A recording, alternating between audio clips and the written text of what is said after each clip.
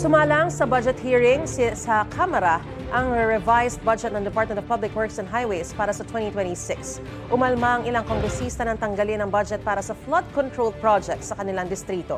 May unang balita si Joseph Morong.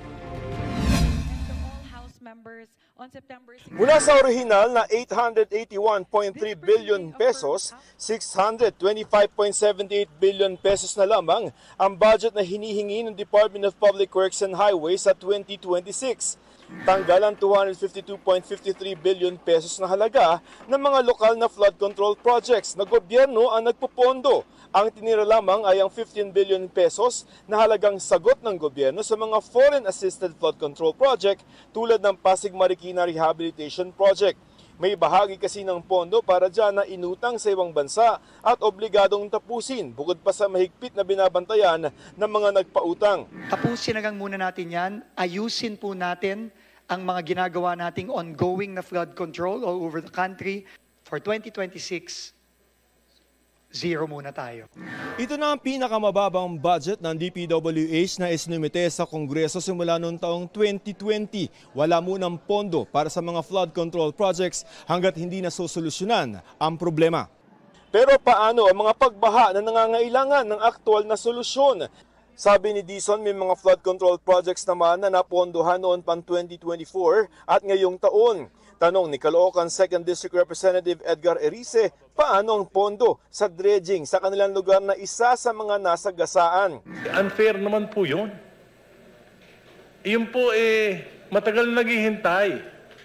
Tapos ang maghihirap ngayon, yung mga kababayan nating babahain sa susunod na taon.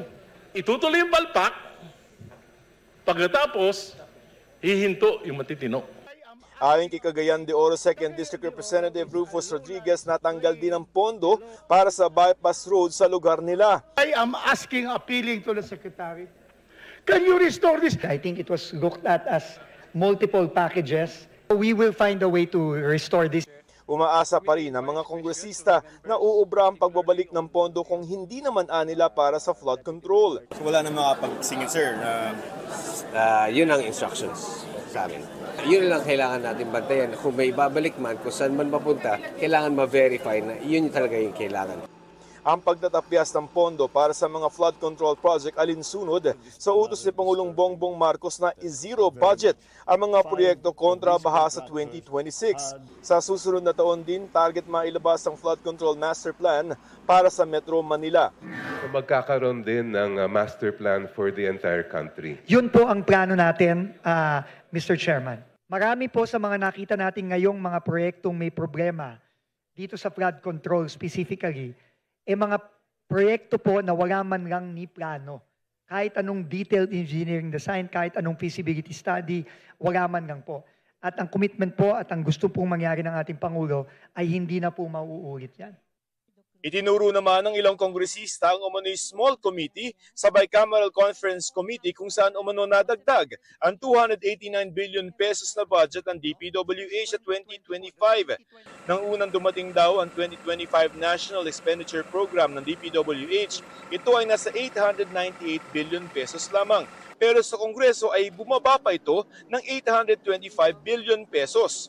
Nang dumaan daw ito sa BICAM ay tumaas ito bigla sa 1.13 trillion pesos. Ang malinaw dito, ang insertions o paglobo o pagsingit nangyari sa BICAM.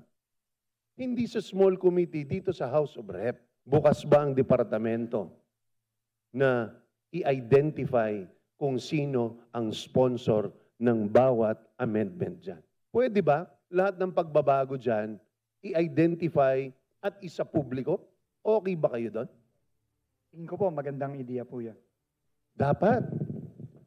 Isa publiko yan. Kasi masyado na maraming tinatamaan na hindi dapat tinatamaan. Tinanggap naman na ni Dizon ang courtesy resignation ni DPWH Undersecretary Maria Catalina Cabral. Si Cabral ang sinasabi ni Senador Panfilo Lacson na nag-uudyok umano kay Senador Tito Soto na maglagay ng budget insertion sa 2026 proposed budget. Ang sabi ni Lacson, itinanggi raw ito ni Cabral kay Secretary Dizon ng tanungin. Sabi ni Cabral, handa siyang sagutin ito sa pagdinig. Ito ang unang balita. Joseph Morong para sa GMA Integrated News. Gusto mo bang mauna sa mga balita? Mag-subscribe na sa GMA Integrated News sa YouTube at tumutok sa unang balita.